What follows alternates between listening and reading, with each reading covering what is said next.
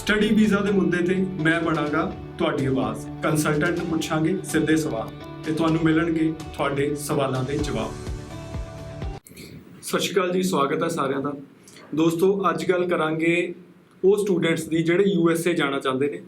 USA ਵਿੱਚ ਦੋ ਬਹੁਤ ਵੱਡੇ ਪੁਆਇੰਟ ਨੇ। ਪਹਿਲਾ ਇਹ ਹੈ ਕਿ ਆਇਲਸ ਜਿਹੜਾ ਹੈ ਉਹ ਮੈਂਡੇਟਰੀ ਨਹੀਂ ਹੁੰਦਾ, ਪਰ ਦੂਸਰਾ ਪੁਆਇੰਟ ਇਹ ਹੈ ਕਿ ਇੰਟਰਵਿਊ ਹੁੰਦੀ ਹੈ ਜਿਹਦੇ ਤੋਂ ਬਹੁਤ ਸਾਰੇ ਸਟੂਡੈਂਟਸ ਜਿਹੜੇ ਨੇ ਉਹ ਕਤਰਾਉਂਦੇ ਨੇ। ਸੋ ਅੱਜ ਦੇ ਸ਼ੋਅ ਦੇ ਵਿੱਚ ਜਾਣਨ ਦੀ ਕੋਸ਼ਿਸ਼ ਕਰਾਂਗੇ ਐਗਜ਼ੈਕਟਲੀ USA ਦਾ ਇੰਟਰਵਿਊ ਹੁੰਦਾ ਕੀ ਹੈ, ਕਿੰਨੀ ਕੁ ਦੇਰ ਦਾ ਹੁੰਦਾ ਹੈ, ਕਿਸ ਤਰੀਕੇ ਦੇ ਸਵਾਲ ਪੁੱਛੇ ਜਾਂਦੇ ਨੇ ਤੇ ਕਿੰਨੇ ਕੁ % ਸਟੂਡੈਂਟਸ ਨੇ ਜਿਹੜੇ ਉਹਨੂੰ ਕਲੀਅਰ ਕਰ ਲੈਂਦੇ ਨੇ।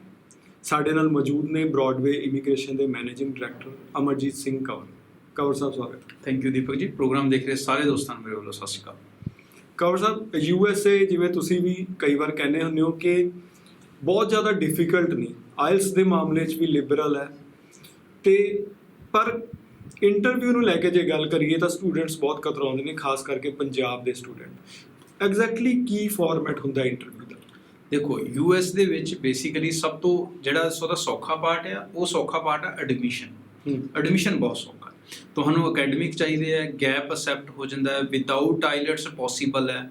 ਅੱਜ ਕੱਲ੍ਹ 2 ਹਫ਼ਤੇ 'ਚ I-20 ਆ ਜਾਂਦੀ ਹੈ, ਈਮੇਲ ਦੇ ਥਰੂ I-20 ਜਿਹੜੀ ਆਉਣੀ ਆ ਉਹ ਹੀ ਅਸੈਪਟੇਬਲ ਹੈ। ਤੁਹਾਨੂੰ ਕੋਰੀਅਰ ਦਾ ਵੇਟ ਵੀ ਨਹੀਂ ਕਰਨਾ। ਸੋ ਟਾਈਮ ਵੀ ਘੱਟ ਗਿਆ, ਪ੍ਰੋਸੈਸ ਦਾ ਟਾਈਮ ਵੀ ਘੱਟ ਗਿਆ। ਐਮਬੈਸੀ ਨੇ ਉਹ ਵੀ ਇੱਕ ਰਿਲੈਕਸੇਸ਼ਨ ਪਾਤਾ। ਹੁਣ ਹੈਗਾ ਦਾ ਇੰਟਰਵਿਊ ਨੂੰ ਲੈ ਕੇ, ਜਿਹਨੂੰ ਲੈ ਕੇ ਬਹੁਤ ਬੱਚਿਆਂ ਨੂੰ ਕਨਫਿਊਜ਼ਨ ਹੁੰਦੀ ਹੈ, ਡਾਊਟਸ ਹੁੰਦੇ ਆ। ਸੋ ਇੱਕ ਚੀਜ਼ ਕਲੀਅਰ ਹੈ, ਵਿਦਆਊਟ ਆਈਲੈਟਸ ਐਡਮਿਸ਼ਨ ਹੋ ਸਕਦੀ ਹੈ, ਬਟ ਬਿਨਾਂ ਇੰਗਲਿਸ਼ ਤੋਂ ਵੀਜ਼ਾ ਨਹੀਂ ਹੋ ਸਕਦਾ। ਸੋ ਇੰਟਰਵਿਊ ਵੀ ਜ਼ਰੂਰ ਹੋਣੀ ਹੈ ਔਰ ਉਹ ਇੰਗਲਿਸ਼ 'ਚ ਹੋਣੀ ਹੈ। ਦੈਟ ਇਜ਼ ਮੇਨ ਜਿਹੜੇ 2 ਪੁਆਇੰਟ ਨੇ ਆਣੇ।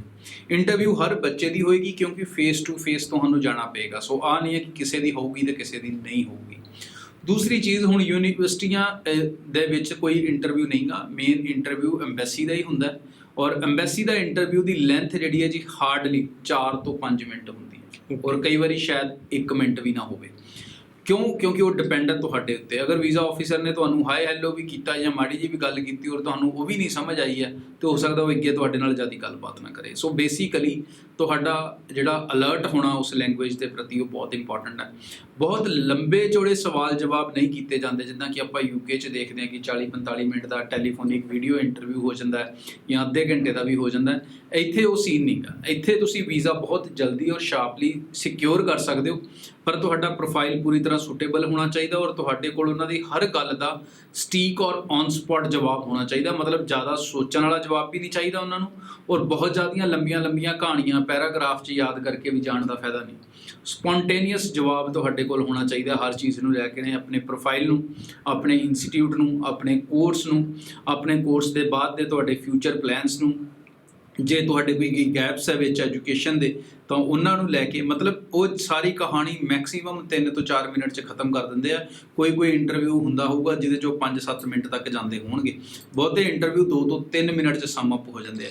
ਸੋ ਕਈ ਵਾਰੀ ਬੱਚਾ ਔਨ ਸਪੌਟ ਪਰਫਾਰਮ ਕਰ ਪਾਉਂਦਾ, ਨਹੀਂ ਕਰ ਪਾਉਂਦਾ। ਇੰਟਰਵਿਊ ਦੇ ਪੱਖ ਤੋਂ ਕਹਿ ਲਈਏ ਕਿ ਸੌਖਾ ਹੈ ਕਿ ਔਖਾ ਹੈ, ਤਾਂ ਮੈਂ ਕਹੂੰਗਾ ਕਿ US ਦਾ ਇੰਟਰਵਿਊ ਬਹੁਤ ਸੌਖਾ ਹੈ ਕਿਉਂਕਿ ਜਿਹੜੀ ਗੱਲ 3 ਮਿੰਟ 'ਚ ਖ਼ਤਮ ਹੋ ਜੂਗੀ। ਅਗਰ ਮੈਨੂੰ ਆਪਣੇ ਪ੍ਰੋਫਾਈਲ ਬਾਰੇ ਪਤਾ ਹੈ, ਮੈਂ ਇੱਕ ਸਟੂਡੈਂਟ ਹਾਂ, ਮੈਨੂੰ ਇੰਗਲਿਸ਼ ਆਉਂਦੀ ਹੈ, ਤਾਂ ਮੈਨੂੰ ਉਹਦੀ ਕੋਈ ਜਵਾਬ ਦੇਣ 'ਚ ਮੁਸ਼ਕਲ ਨਹੀਂ। ਬਟ ਜੇ ਮੈਂ ਆਪਣੇ ਪ੍ਰੋਫਾਈਲ ਲਿੰਕ ਸ਼ੇਅਰ ਨਹੀਂਗਾ, ਮੈਨੂੰ ਆਪਣੇ ਕੋਰਸ ਦਾ ਨਾਂ ਚੱਜ ਨਾਲ ਨਹੀਂ ਲੈਣਾ ਆਉਂਦਾ, ਮੈਨੂੰ ਆਪਣੀ ਯੂਨੀਵਰਸਿਟੀ ਦਾ ਨਾਮ ਚੱਜ ਨਾਲ ਨਹੀਂ ਲੈਣਾ ਆਉਂਦਾ, ਮੈਂ ਜਿਹੜੇ ਸ਼ਹਿਰ 'ਚ ਜਾ ਰਿਹਾ ਮੈਨੂੰ ਉਹਦਾ ਨਾਮ ਪ੍ਰੋਪਰਲੀ ਨਹੀਂ ਲੈਣਾ ਆਉਂਦਾ, ਤਾਂ ਫਿਰ ਥੋੜ੍ਹਾ ਔਖਾ ਹੈ। ਜਿੱਦਾਂ ਹੁਣ ਮੈਂ ਕੱਲ੍ਹ ਇੱਕ ਸਟੂਡੈਂਟ ਨਾਲ ਗੱਲ ਕਰ ਰਿਹਾ ਸੀ, ਉਹ ਕਹਿੰਦਾ ਲੀਸਟਰ ਯੂਨੀਵਰਸਿਟੀ, ਹੁਣ ਉਹ ਯੂਨੀਵਰਸਿਟੀ ਲੈਸਟਰ ਹੈ, ਉਹ UK ਦੀ ਗੱਲ ਹੋ ਰਹੀ ਸੀ। ਚਲੋ, ਬਟ ਇਹੀ ਗੱਲ ਉੱਧਰ ਦੀ ਵੀ ਗੱਲ ਕਰਦਾ ਕਿ ਉੱਥੇ ਵੀ ਕਈ ਇੰਸਟੀਟਿਊਟ, ਕਈ ਯੂਨੀਵਰਸਿਟੀਜ਼, ਜੋ ਵੀ ਤੁਸੀਂ ਬੋਲੋ ਤੁਹਾਡੀ ਪ੍ਰੋਨੰਸੀਏਸ਼ਨ 'ਚ ਇੱਕ ਕੌਨਫੀਡੈਂਸ ਦਿਖਣਾ ਬਹੁਤ ਜ਼ਰੂਰੀ ਹੈ।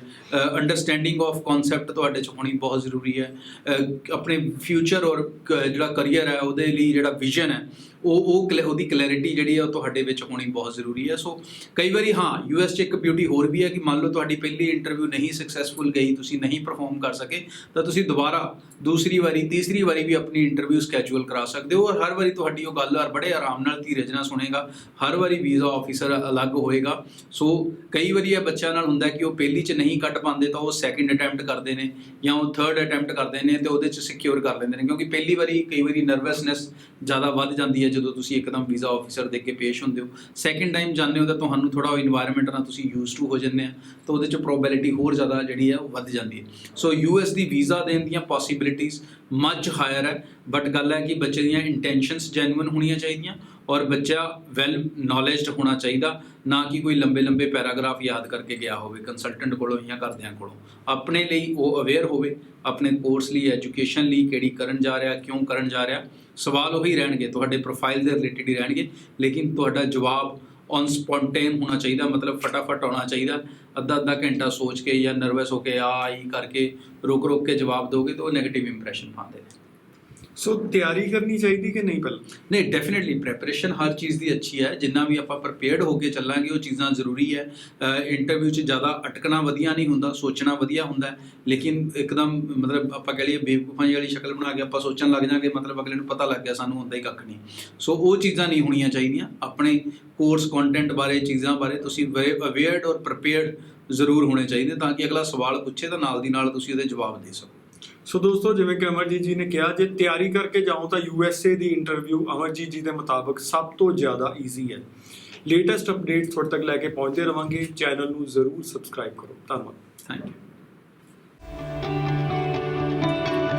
ਸਟੱਡੀ ਵੀਜ਼ਾ ਦੇ ਮੁੱਦੇ ਤੇ ਮੈਂ ਬਣਾਂਗਾ ਤੁਹਾਡੀ ਆਵਾਜ਼। ਕੰਸਲਟੈਂਟ ਨੂੰ ਪੁੱਛਾਂਗੇ ਸਿੱਧੇ ਸਵਾਲ ਤੇ ਤੁਹਾਨੂੰ ਮਿਲਣਗੇ ਤੁਹਾਡੇ ਸਵਾਲਾਂ ਦੇ ਜਵਾਬ।